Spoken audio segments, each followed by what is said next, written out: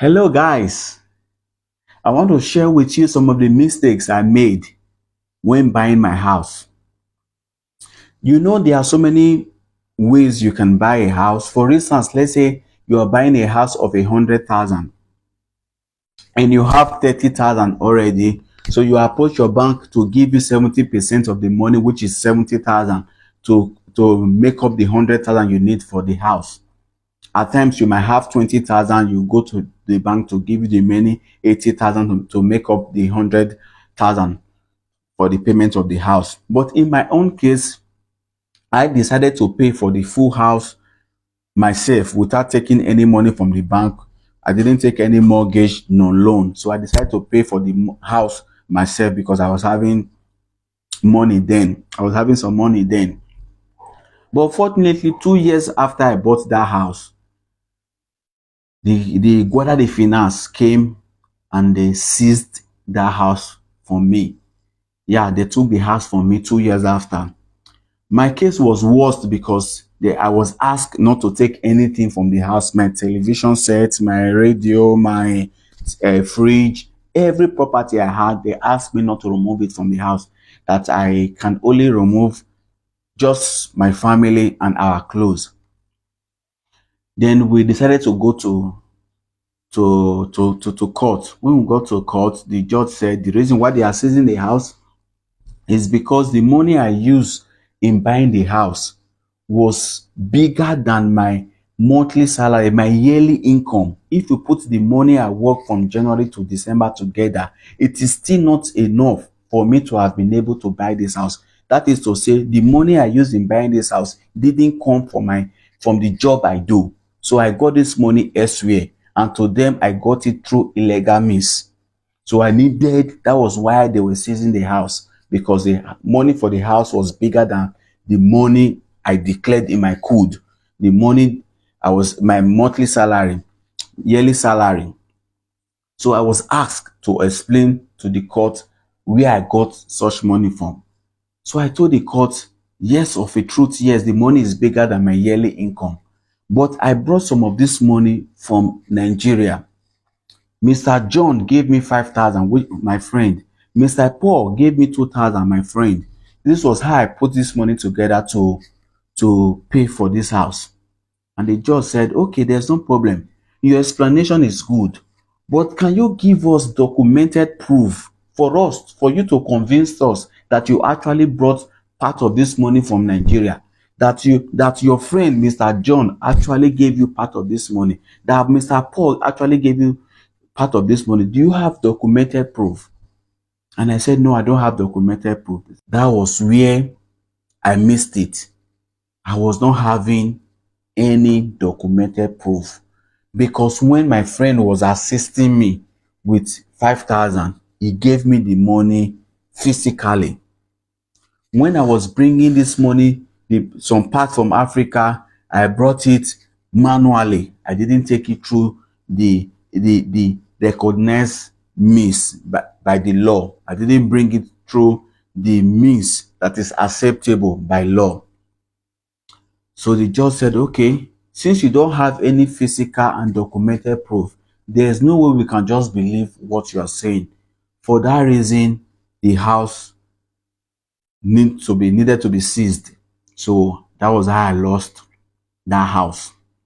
But fortunately, with God on my side, I was able to go to the appeal court, and the appeal court judge saw reasons with me and decided to give me back the house. That was how I obtained victory. But this is a thing I would have been able to avoid. I also have an Indian friend who had similar problem. He sold the land in his country, brought the money here, but he didn't bring the money through the right means. So he bought the house and he paid for the house. Unfortunately, when they came knocking, he could not defend it because he didn't have any proof to show on the means at which he got that money to pay for the house. He was able to explain, I saw this, but since there was no documented proof, that house, he needed to lose that house. So how can you avoid some of this mistake that I make? There are so many ways of bringing money from Africa. Bringing money from Africa, if that is where your money is, you have to transfer that money from a bank in Nigeria to your account here. So, and when you are doing that transfer, it must be specified that the reason why you are doing this transfer, the reason why you are bringing this money is for the purpose of purchasing this property. And the means at which you got that money should also be specified. If it's a money you got by selling a car or by selling a house or by selling a land, it must be specified when doing that transaction. I know when you do that transaction, definitely with bank charges, with exchange rate, it might not be convenient. You might also lose some money because of the exchange rate. You can also decide to bring the money physically. But when you are bringing it physically, when you get to the airport, let's say in Nigeria, you must go to the custom office inside the airport there. Tell them that you have some so and so amount, you have 20,000 euros you are bringing to Europe to purchase a house. Please, they should give you a declaration form. They give you a declaration form, you fill it, you write the purpose why you are bringing that money here, and you also write the means of income, how you were able to raise that money. If it was something you sold, you also write it. Then they will sign, stamp, and give you a copy while they hold a copy. So when you also get here to Italy, inside the airport there's also a office that we have an office for the Guardia de Finance. You also go to that office, show them the form that you have so and so amount, you have 15,000, you have 20,000 that you are bringing to purchase a house. You've declared it in your country of origin, and you also want to declare it here. They will give you a form. You will just fill it, the source of the money and the purpose of the money. Then you just fill the details. They sign and they stamp. They also give you a copy while they hold a copy.